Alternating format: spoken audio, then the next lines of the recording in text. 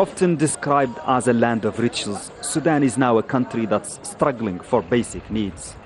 When South Sudan gained independence last year, Sudan's economy lost $2.5 billion worth of oil revenue a year. To compensate, the government decided to stop subsidizing basic commodities, including fuel, among other cutbacks. While this may help the state just a bit, people say it's hurting them quite a lot. Inflation rates soar. Food and fuel prices have increased by over 30% overnight. And most of the time, pumping stations are empty because there is not enough fuel. My God, we're suffering. I'm seriously thinking of selling my car because as a government employee, my salary cannot support this cost.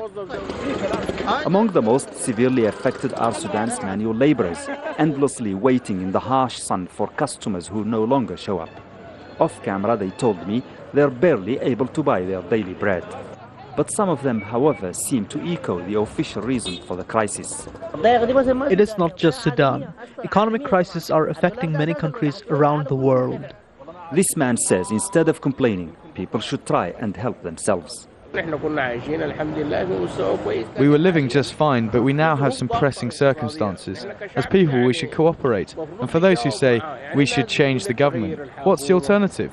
Are we expecting an angel to descend on us and solve our problems? But there's an equally large number of Sudanese who think the government is to blame. This man drives a taxi, but he also has an education and works part-time with a research center to make ends meet. The government has the biggest share of responsibility. I believe things could be much better. Had the government focused on agriculture and domestic production, we wouldn't be in need of the present measures. But Tariq's assessment of last week's protests is mixed. Many people couldn't imagine the Sudanese could rise up and express themselves, but now they've done so. The problem is, 80% of those who take to the streets, when they remember the alternatives and what political parties may take over, they immediately stop protesting and return home. The Sudanese are deeply frustrated with their political class. Tariq says his biggest fear is being forced to leave Sudan.